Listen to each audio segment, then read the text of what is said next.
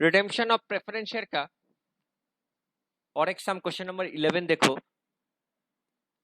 इसमें balance sheet दे दिया, under revised schedule 6 notes of accounts दिया और कुछ एडजस्टमेंट दिया। तो एडजस्टमेंट में पढ़ो, to sell the investment of 30,000 to financial part of the redemption from the company's firm subject to a leaving a balance of 24,000। इसका मतलब है कि कैश एंड बैंक में हमको पैसा पेमेंट करना है प्रेफरेंस शेयर होल्डर को, लेकिन 24,000 रिटेन रखना है। रिटेन मतलब कंपनी में रखना है 24,000। तो देखो यहाँ पर स्टूडेंट के कैश एंड बैंक है 62,000, तो इसमें से हमको 24,000 24,000 60 में 62 में हमको 24,000 रखना है।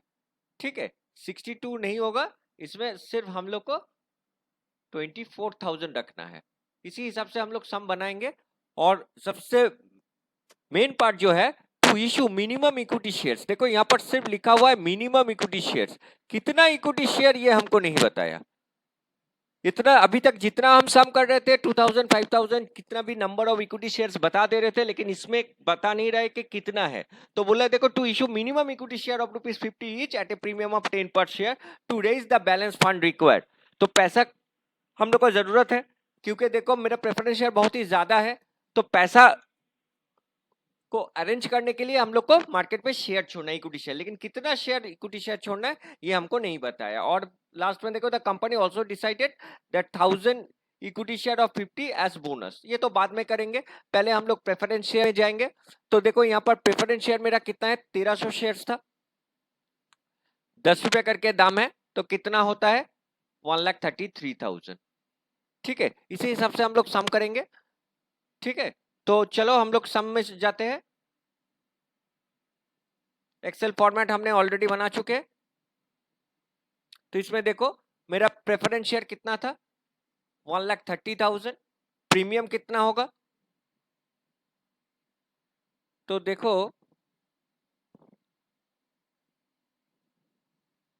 यहां लिखा हुआ है, देखो to order to facilitate the redemption of preference share at a 10% premium. तो प्रीमियम 10% में है, तो ये कितना होगा 13,000, तो कुल मिला के 1,43,000।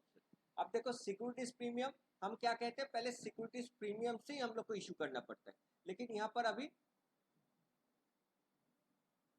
कोई सिक्योरिटीज प्रीमियम मेरा रिजर्व एंड सरप्लस देखना पड़ेगा। रिजर्व एंड सरप्लस में balance of profit and loss account है, लेकिन कोई सिक्योरिटीज प्रीमियम नहीं है। लेकिन स्टूडेंट देखो कि इसमें हम लोग जब मार्केट में शेयर इशू कर रहे हैं, तो देखो प्रीमियम में इशू कर रहे हैं। ठीक है, तो इसका एंट्री हम पहले थोड़ा छोड़ दे रहे हैं। ठीक है, अब देखो सेल ऑफ इन्वेस्टमेंट यहाँ हुआ था, इन्वेस्टमेंट सोल्ड फॉर 30,000, तो इन्वेस्टमेंट देखो स्टूडेंट क्या है, इन्वेस्टमेंट मेरा 37,000 था, जिसको 30,000 में हमने सेल किया है। 30,000 में सेल किया, लॉस तब कितना हुआ, वेरी सिंपल 7,000 और ये 37,000। ठीक है, तो 37,000 हो गया। अब हम लोग को करना पड़ेगा वर्किंग्स। तो वर्किंग्स में देखो कैश रिक्वायर्ड टू पे द प्रेफरेंस शेयर होल्डर। तो प्रेफरेंस शेयर होल्डर को टोटल देने के लिए हम लोग को कितना लगेगा, 1,43,000 लगेगा। ठीक है, 1,43,000 हमको पैसा लगेगा, इसका वर्किंग्स कर लेंगे। कैश अवेलेबल कितना है, तो देखो स्टूडेंट इसको चेंज कर देते हैं, ये पुराना सम का फिगर है। तो मेरा टोटल कैश इन हैंड कितना था, देखो कैश इन हैंड मेरा टोटल था 62,000, लेकिन इनमें से 25,000 4,000 तो हमको रखना पड़ेगा। देखो एडजस्टमेंट में दे दिया कि minimum living a bank balance of 24,000, तो हम कितना यूटिलाइज कर सकते, तो कैश में से हम लोग कितना यूटिलाइज कर सकते, सिर्फ 38,000। तो 1,43,000 से 38,000, तो शॉर्टफॉल कितना होगा, तो वेरी सिंपल इससे ये माइनस कर देते। तो देखो मेरा 1,05,000 का शॉर्टफॉल हो रहा है, 1,05,000 का शॉर्टफॉल हो रहा है, मतलब इतना ही हमको इक्विटी शेयर्स हमको इशू करना है। तो number of equity share student कितना होगा, therefore number of equity share issue कितना होगा, तो देखो number of equity share issues minimum equity shares of 50 each at a premium of 10 per share. तो 50 रुपया दाम है और 10 रुपया प्रीमियम, तो पैसा लगेगा हम लोग को 1,05,000। ठीक है, और एक शेयर का प्राइस कितना था मेरा 60 रुपीज।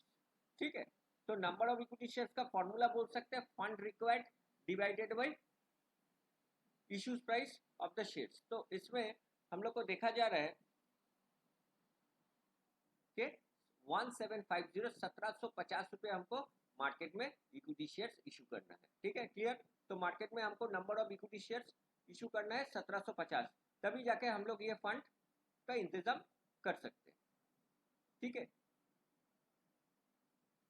तो अब सिंपल बात हो गया कि हमने मार्केट में शेयर छोड़ेंगे, तो उसका जनरल एंट्रीज तो यहाँ है नहीं, यहाँ पर हम इंसर्ट करके ये जनरल एंट्रीज पास कर देते, शायद कोई प्रीवियस सम में मेरा है इश्यू।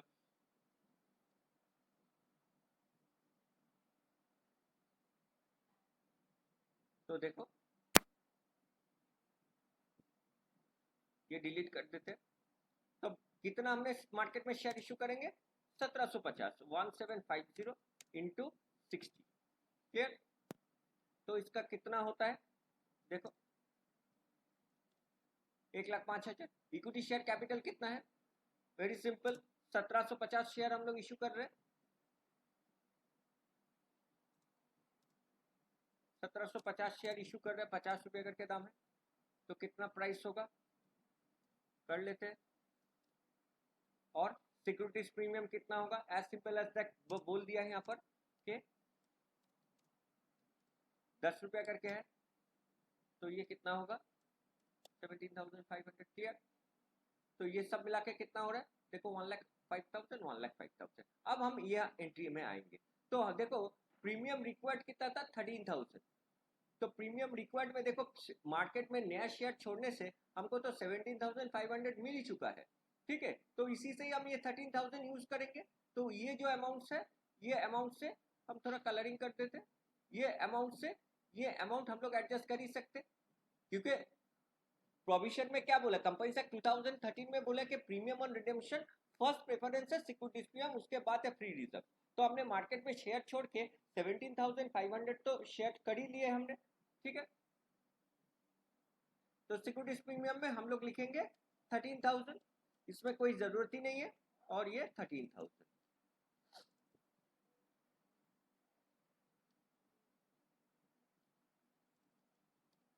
अब स्टूडेंट लास्ट एंड फाइनल कि हम लोग सीआरआर में कितना ट्रांसफर करेंगे। तो हम लोग सीआरआर में कितना ट्रांसफर करेंगे, ये तो हमें बताए थे कि सीआरआर में ट्रांसफर करने के क्या रूल था कि हमको प्रेफरेंस शेयर का face value, preference share face value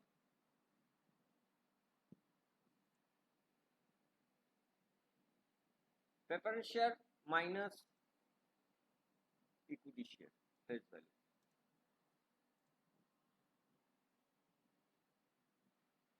तो देखो सीआरआर में तब हम लोग कितना ट्रांसफर करेंगे, मेरा रिडेम्पशन में इसका कितना था 1,30,000, और इसके साथ हम लोग क्या माइनस करेंगे इक्विटी शेयर्स का फेस वैल्यू। तो हम लोग को 42,500 सीआरआर में ट्रांसफर करना पड़ेगा। अब देखो मेरा फंड क्या था, मेरा फंड जो था इसमें देखो रिजर्व एंड सरप्लस ही था, और कोई ऐसा कुछ नहीं है। तो balance mean statement of PL 96,000 sir. तो उस 96,000 से हम लोग आराम से 42,500 ले ही सकते, जनरल रिजर्व फ्री रिजर्व कर लेने का कोई जरूरत ही नहीं है। Last and final general entries कि हमको तो पैसा टोटल 1,43,000 ही पेमेंट करना है, मतलब प्रेफरेंस शेयर होल्डर में हमको इतना ही पैसा हमको डेबिट करना है, और बैंक से पैसा चला गया 1,43,000। ठीक है, कैपिटल। अब देखो मेरा बोनस शेयर भी इशू हुआ है, देखो बोनस शेयर कितना हुआ है 50 each at a premium of 10 per share to raise the balance fund required, ये तो हो गया। अब देखो the company decided to issue 1,000 equity share of 50 at bonus shares, 1,000 into 50, तो 1,000 into 50 मतलब मेरा कितना फंड का ये होता है 1,000 into 50, 50,000 का जरूरत है। तो 50,000 कहाँ से लेंगे, तो देखो सीआरआर में हम लोग ट्रांसफर किए थे 42,500। तो बोनस शेयर इशू करने के लिए फर्स्ट जो रूल है कि पहले सीआरआर को यूज करना है, लेकिन सीआरआर में तो उतना नहीं है, मेरा 42,500 है। तो बाकी जो बचेगा वो कहां से यूज करेंगे, तो मेरा पास देखो statement surplus statement of PL था, उसमें बहुत पैसा था, तो तो सरप्लस स्टेटमेंट को हम यूज करेंगे, जो बैलेंस जो बचा कितना होगा वो 7500, प्रीमियम की जरूरत नहीं है, प्रीमियम है भी नहीं, और टोटल 50,000 हम लोग मार्केट में बोनस शेयर इशू किए, और ये भी 50,000 होगा और ये भी लास्ट में 50,000 होगा। क्लियर? तो देखो बोनस शेयर हमने इशू कर लिए हैं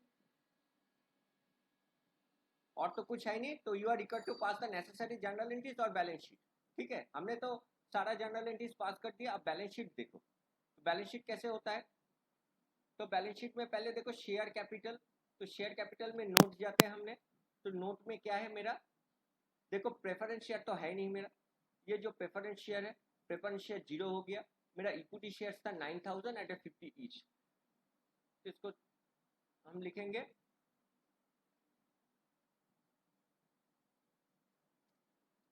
90,000 शेयर, 50 रुपया करके दाम है, तो मेरा 4,50,000 मेरा इक्विटी शेयर्स होगा, ज्यादा ही हो गया 4,50,000। मेरा पास कोई प्रेफरेंस शेयर नहीं है क्योंकि सारा प्रेफरेंस शेयर हमने रिडीम कर दिया। अब आता है सिक्योरिटीज प्रीमियम और रिजर्व एंड सरप्लस में। सरप्लस स्टेटमेंट क्या है, कितना बचा हुआ है, वो बचने वाला हम लोग लिखेंगे सरप्लस पीएल। तो देखो सिक्योरिटीज प्रीमियम तो हमने इशू किए थे 13,000, फिर क्वेश्चन में एक बार आ जाते हैं, सॉरी 17,500, उनमें से हमने कितना यूटिलाइज किए, 13,000 हमने यूटिलाइज कर चुके हैं। ठीक है, 13,000 यूटिलाइज कर चुके हैं, तो मेरा सिक्योरिटीज प्रीमियम अभी भी बचा हुआ है। कितना बचा हुआ है, तब देखो हम लोग लिख सकते हैं 17,500 से 13,000 हमने यूज कर लिए, तो 4,000 बचा है। ठीक है, इसके बाद देखो सरप्लस स्टेटमेंट ऑफ पीएल। तो सरप्लस स्टेटमेंट ऑफ पीएल में 96,000 था, इसको हम थोड़ा दिखा देते हैं। 96,000 था और पीएल को कितना हमने यूज किए, तो देखो यहाँ पर एक इन्वेस्टमेंट सेल हुआ, लॉस में पीएल डेबिट हुआ, तो ये प्रॉफिट से माइनस होता है। और क्या कितना पीएल हमने डेबिट किए, तो देखो यहाँ पर पीएल डेबिट किया 42,500 और यहाँ पर भी पीएल में डेबिट किया 7,500। तो फिर से नीचे आते हैं, तो कितना कितना होगा, 7,000 हो रहा है लॉस के लिए, 42,500 हमने इशू यूज किए और 7,500 इशू किए बोनस शेयर्स के लिए। तो कुल मिला के जो बचेगा वही हम लोग लिखेंगे, इसको 96,000 माइनस ये तीनों मिला के हो रहा है 57,000। तो कुल मिला के मेरा रिजर्व एंड सरप्लस क्या होगा,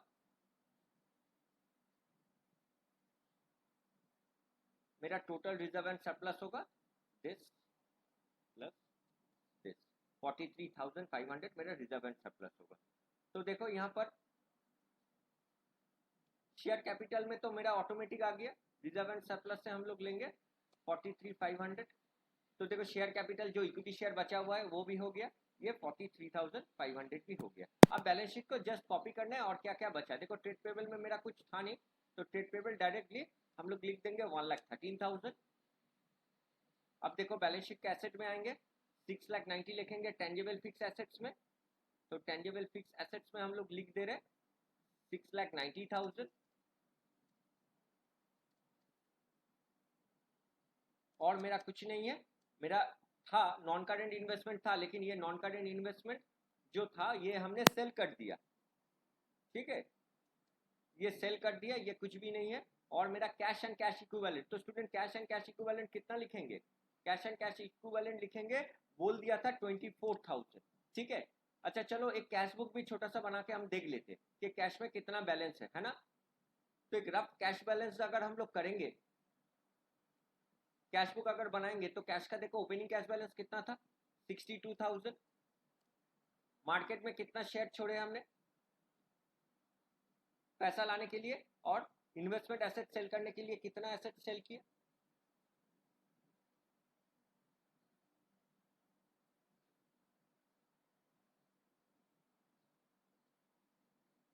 स्टूडेंट एक गलती हो गया हम लोग का सम में, कि देखो कैश बैलेंस हमने कितना अवेलेबल पकड़े थे, सिर्फ 38,000, लेकिन देखो यहाँ पर मेरा ये चीज छूट गया कि हमने इन्वेस्टमेंट बेच के भी तो 30,000 लाए थे, इन्वेस्टमेंट बेच के भी 30,000 लाए, तो ये जो कैश अवेलेबल है, ठीक है, कैश अवेलेबल 38 हम लोग नहीं लिख पाएंगे। 24,000 तो माइनस हो जा रहा है 38,000, लेकिन इनमें से हमको प्लस भी करना है जो इन्वेस्टमेंट बेच के हो रहा है। तो कितना इन्वेस्टमेंट बेच के हुआ 30,000, ठीक है। तो हमको सिर्फ 75,000 का ही जरूरत था, 75,000 का ही जरूरत था, ठीक है स्टूडेंट। फिर से बता रहे हैं इसमें और 30,000 इन्वेस्टमेंट बेच के, ये तो सोर्सेस ऑफ फंड है। देखो कैशबुक बनाने का टाइम ही हम लोग को गलती पकड़ा गया है।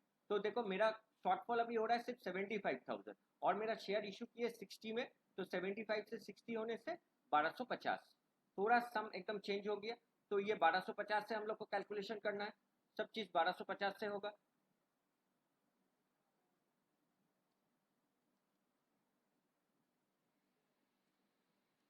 बारह सौ पचास से किए, तो 1250 से करने से कितना होगा मेरा,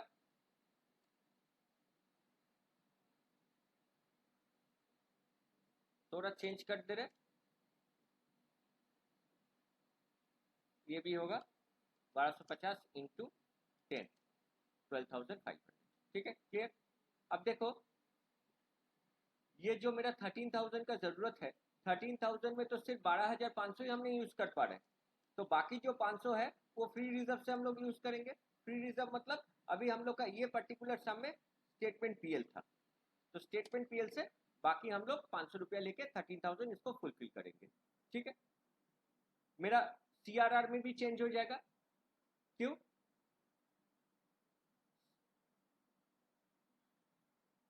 देखो सीआरआर में हमको 1,30,000 और मेरा फेस वैल्यू था 62,500, ये ऑटोमेटिक हुआ था 67,500, तो हमने reserve and profit and loss से 67,500 ही लेंगे, ठीक है 67,500 लेंगे। ये जर्नल एंट्री तो सही है, इसमें थोड़ा चेंज हो जाएगा कि कैपिटल रिडेम्पशन रिजर्व मेरा थोड़ा बढ़ गया है। कैपिटल रिडेम्पशन रिजर्व देखो अभी 67,500 है और मैंने बोनस शेयर इशू करेंगे 50,000, तो पूरा का पूरा 67,500 यहीं से ले सकते, तो मेरे को प्रॉफिट एंड लॉस में हाथ देने का जरूरत नहीं है। तो पूरा फंड मेरा यहीं से यूज हो जा रहा है, इतना तो नहीं होगा, सिर्फ 50,000 ही होगा। तो बोनस शेयर 50 इशू करने के लिए मेरा सीआरआर में इतना बचा हुआ है, तो इतना ही हम लोग लेंगे, ठीक है। तो मेरा कैलकुलेशन जो ये था ये भी थोड़ा चेंज हो जाएगा। मेरा सिक्योरिटीज प्रीमियम अब कुछ बचा नहीं है, क्योंकि सिक्योरिटीज प्रीमियम देखो जितना 12,500 था वो चला गया। अब सरप्लस स्टेटमेंट पीएल में थोड़ा चेंज होगा। सरप्लस स्टेटमेंट पीएल में देखो सरप्लस में से जो लॉस था 7,000 वो हमने यूज किए, और सरप्लस स्टेटमेंट पीएल में हम लोग जब सीआरआर में ट्रांसफर किए तब 67,500, तो हम लोग यहाँ पर जस्ट 67,500 और माइनस करेंगे, जो बचेगा वही हम लोग यहाँ लिख देंगे। तो 96,000 से हम लोग को माइनस करना पड़ेगा 7,000 और सीआरआर में हम लोग ट्रांसफर किए 67,500, 21,500। लेकिन इसमें और भी एक चीज आ गया कि सीआरआर का कुछ बैलेंस, सीआरआर ऑल्सो मेरा रिजर्व एंड सरप्लस में ही आएगा। तो देखो मेरा सीआरआर टोटल कितना क्रिएट किए थे, तो क्वेश्चन में आते हैं तो सीआरआर हम लोग क्रिएट किए थे 67,500, इतना ही हम लोग क्रेडिट किए थे और कितना डेबिट किए 50,000, जो बाकी जो बचेगा वो मेरा सीआरआर में चला आएगा।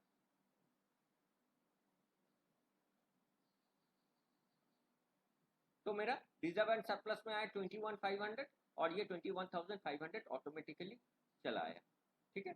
अब इसमें देखो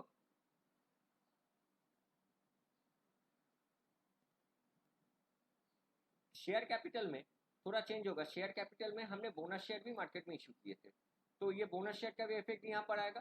कितना बोनस शेयर हम लोग इशू किए थे, और मार्केट में बोनस शेयर इशू किए थे 50,000 का, तो यहाँ पर 50,000 बोनस शेयर होगा। और हमने इक्विटी शेयर्स फ्रेशली इशू किए थे, वो कितने का था, वो मेरा 1250 का फ्रेश इक्विटी शेयर्स था, 1250 फ्रेश इक्विटी शेयर्स था इंटू 50,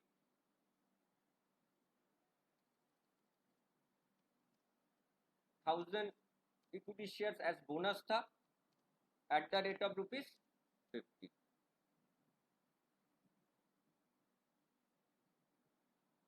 सब कुछ प्लस होगा।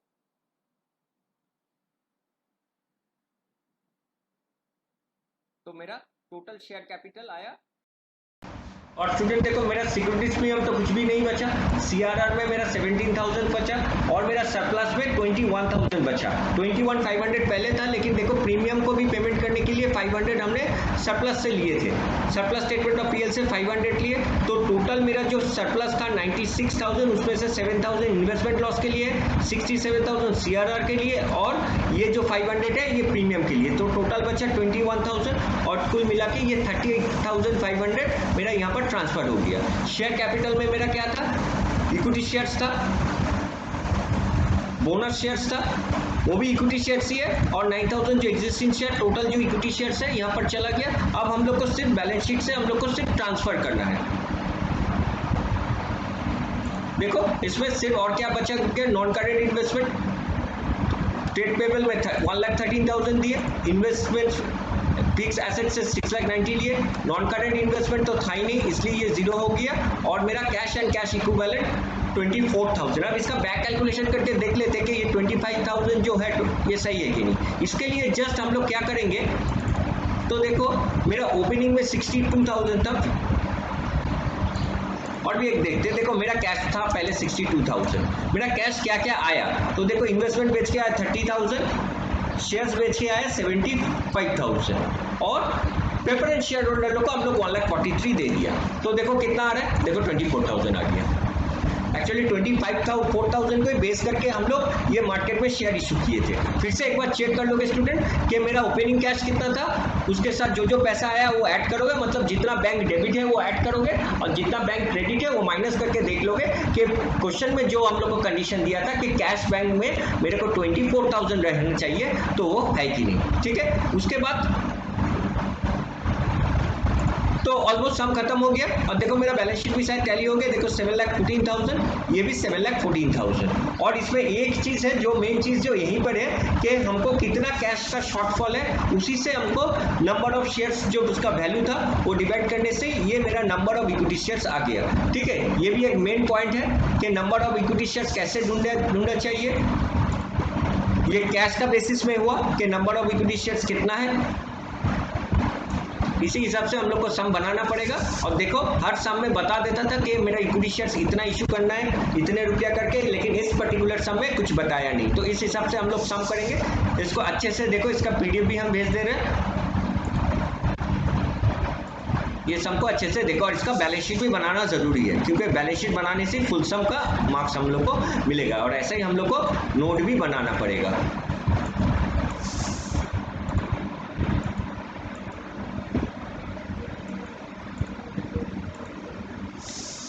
तो स्टूडेंट तुम लोग को ये सब समझ में आया। क्वेश्चन नंबर 11 है, क्वेश्चन नंबर 11 को अच्छे से देखो।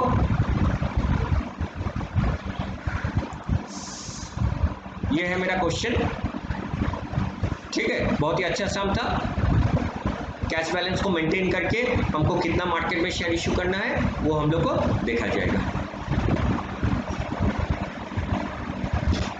Thank you so much.